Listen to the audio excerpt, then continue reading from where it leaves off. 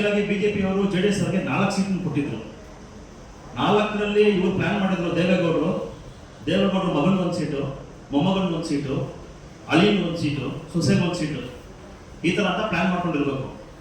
ಹಾಗಾಗಿ ಪಕ್ಷ ಬಿಡ್ಲಿಲ್ಲ ಅವ್ರಿಗೆ. ಅದಕ್ಕಾಗಿ ಒಂದನ್ನ ಬಿಜೆಪಿ ಅವರು ರಿಸರ್ವೇಶನ್ ಮಾಡೋದು, ಇನ್ನೊಂದನ್ನ ಏನ್ ಮಾಡೋದು ಬಿಜೆಪಿ ಟಿಕೆಟ್ ಕೊಟ್ಟರು. ಯಾರಿಗೆ? ಅಲಿಯನ್ಗೆ, ಡಾಕ್ಟರ್ ಮಂಜುನಾಥ್ ಅವ್ರ ಬಗ್ಗೆ ಇವ್ರು ಏನ್ ಮಾಡಿದ್ದಾರೆ ಅಂದ್ರೆ ಇವ್ರು ಮೊದಲೇ ವಿಚಾರ ಅಲ್ವಾ, ಹಾಗಾಗಿ ಮೊದಲೇ ಕ್ಲಿಯರ್ ಆಗಿ ಪ್ಲಾನ್ ಮಾಡ್ಕೊಂಡ್ಬಿಟ್ಟಿದ್ದಾರೆ. ಈ ಗೋವಿಂದ್ ಶರ್ಮಾ ಮೈ ಮೇಲೆ ಹಾಕೊಂಡು ಇರೋ ತರ ಒಂದು ಗುಲೆನಲ್ಲಿ ತರ ನನಗೆ ಭಾಸ ಆಗ್ತಿದೆ. ಏನಕ್ಕೆ ಅಂತಂದ್ರೆ ಇವರು ಹಾಸ್ಪಿಟಲ್ ಅಲ್ಲಿ ನಾರಾಯಣ ಹೃದಯ ಜಯದೇವ ಹಾಸ್ಪಿಟಲ್ ಅವ್ರು ಇರ್ಬೇಕಾದ್ರೆ ಡೈರೆಕ್ಟ್ ಹೃದಯಕ್ಕೆ ಕೈ ಹಾಕಿದ್ದಾರೆ ಜನರಿಗೆ. ನಾನು ಫ್ರೀ ಟ್ರೀಟ್ಮೆಂಟ್ ಕೊಡ್ತೀನಿ ಅಂತ ಒಂದು ನಾಟಕ ಮಾಡಿ ಜನರನ್ನ ವಿಶ್ವಾಸ ಗಳಿಸ್ಕೊಂಡಿದ್ದಾರೆ.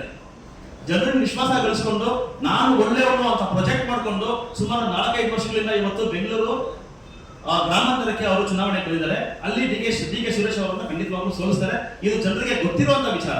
ಮಂಜುನಾಥ್ ಅವರು ಹೃದಯ ಟ್ರೀಟ್ಮೆಂಟ್ ಮಾಡ್ತಾ ಇದ್ದಾರೆ, ಅವರು ಜನಗಳನ್ನ ಸೇವೆ ಮಾಡ್ತಾ ಇದ್ದಾರೆ ಅಂತ ಹೇಳ್ತಿದ್ದಾರೆ ಹರೀಶ್ ಬಾಬು ಅವರು. ಅದನ್ನು ಒಪ್ಕೊಳ್ಳೋಣ. ಅವರು ಜಯದೇವ್ ಒಂದು ಹಾಸ್ಪಿಟಲ್ ಮಾಡ್ತಾ ಇದ್ದಾರೆ, ಇಲ್ಲಿ ಬೆಂಗಳೂರು ಮಾತ್ರ.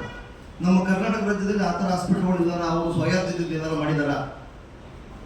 ಜನಸೇವೆ ಮಾಡಬೇಕು ಅಂದ್ರೆ ಸ್ವಯಾರ್ಜಿತ ಹಾಸ್ಪಿಟಲ್ಗಳು ಏನಾರು ಮಾಡಿರ್ಬೇಕು. ಅವರು ಯಾವುದು ಆ ಥರ ಯಾವ್ದು ಹಾಸ್ಪಿಟಲ್ಗಳು ಮಾಡಿರ್ಬೋದು. ಅವರು ಸರ್ಕಾರಿ ಅಧಿಕಾರಿಯಾಗಿ ಸರ್ಕಾರಿ ಸೇವೆ ಮಾಡಿದರೆ ಹೊರತು ಸಾರ್ವಜನಿಕರಿಗೆ ಉಚಿತವಾಗಿ ಎಲ್ಲೂ ಟ್ರೀಟ್ಮೆಂಟ್ ಎಲ್ಲೂ ಕೊಟ್ಟಿಲ್ಲ. ಮಂಜುನಾಥ್ ಅವರು ಈಗ ಅವರು ಸೇವೆ ಮಾಡಬೇಕಾದ್ರೆ ಹಾಸ್ಪಿಟಲ್ ಮಾಡಲಿ, ಎಲ್ಲ ಅವರು ರಾಜಕೀಯ ರಂಗಕ್ಕೆ ಯಾಕೆ ಬರ್ತಾ ಇದ್ದಾರೆ? ಅವ್ರು ಆ ಥರ ಇದ್ರೆ ಆ ಥರ ಈಗ ದೇವೇಗೌಡರೇ ಆಗಲಿ ಕುಮಾರಸ್ವಾಮಿ ಆಗಲಿ ಅವರ ಮಂಜುನಾಥ್ನವ್ರನ್ನ ಅಧಿಕಾರ ತರಬೇಕು ಅನ್ನೋ ಬದಲು ಜನಸಾಮಾನ್ಯ ವ್ಯಕ್ತಿನ ಅಲ್ಲೇ ಇರುವಂಥವ್ರನ್ನ, ರಾಜಕಾರಣಿ ದುಡಿದಂಥವ್ರು ಮೊದಲಿಂದಲೂ ಸೇವೆ ಮಾಡಿದಂಥವ್ರನ್ನ ಯಾಕೆ ಬಳಸ್ಕೊಳ್ಳಿಲ್ಲ? ಮಂಜುನಾಥ್ ಹಾಸ್ಪಿಟಲ್ ಕರ್ಕೊಂಡು ಮುಂದೆ ರಾಜಕೀಯಕ್ಕೆ ನಿಲ್ಲಿಸ್ತಾರೆ ಹೊರತು ಅಲ್ಲೇ ಪಕ್ಷ ಕಟ್ಟಂತ ಸಾಮಾನ್ಯ ಕಾರ್ಯಕರ್ತರು ಲೀಡರ್ ಆಗಿರುವಂಥವ್ರು ಬೆಂಗಳೂರು ಗ್ರಾಮಾಂತರ ಕ್ಷೇತ್ರದಲ್ಲಿ ಯಾರುವಂಥ ವ್ಯಕ್ತಿ ಯಾರಿಲ್ವಾ?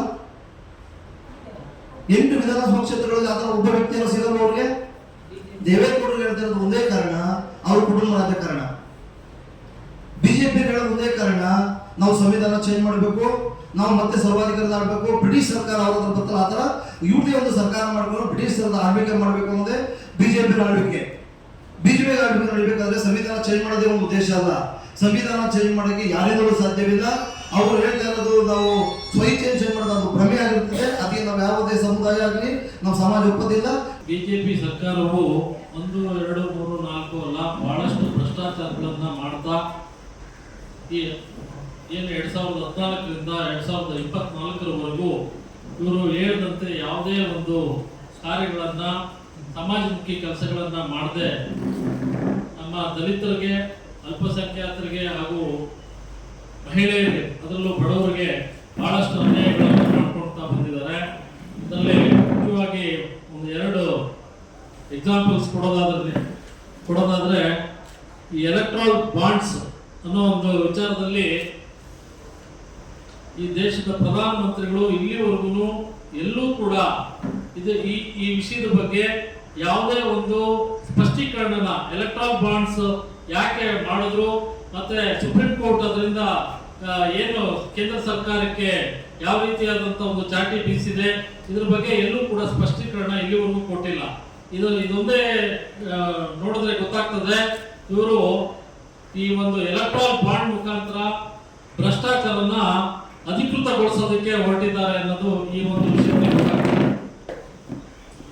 ಈಗಾಗಲೇ ಪತ್ರಿಕಾ ಹೇಳಿಕೆಯಲ್ಲಿ ನಾವು ಹೇಳಿದೀವಿ, ಮೇಘಾ ಇಂಜಿನಿಯರಿಂಗ್ಸು, ಲಕ್ಷ್ಮಿ ಮಿಟ್ಟಲ್ಲು, ಭಾರತಿ ಏರ್ಟೆಲ್ಲು, DLF ಡೆವಲಪರ್ಸು, ಮತ್ತೆ ಸಿಪ್ಲಾ ಕಂಪ್ನಿ, ರೆಡ್ಡಿ ಲ್ಯಾಬ್ಸ್, ಇವುಗಳೆಲ್ಲರೂ ಕೂಡ ಇವತ್ತು ಎಲೆಕ್ಟ್ರಾಲ್ ಬಾಂಡ್ಸ್ ನ ಕೋಟ್ಯಾಂತರ ರೂಪಾಯಿ, ಸಾವಿರಾರು ಕೋಟಿ ಕೊಟ್ಟು ಕೊಂಡ್ಕೊಂಡು ಇದನ್ನ ಆ ಒಂದು ಹಣ ಬಿಜೆಪಿ ಪಕ್ಷಕ್ಕೆ ನೇರವಾಗಿ ಸೇರಿದೆ. ಇದರಿಂದ ಗೊತ್ತಾಗ್ತದೆ ಇವರು ಒಂದು ಭ್ರಷ್ಟಾಚಾರನ ಅಧಿಕೃತಗೊಳಿಸೋದಕ್ಕೆ ಹೊರಟಿದ್ದಾರೆ ಅನ್ನೋದನ್ನ. ಒಂದು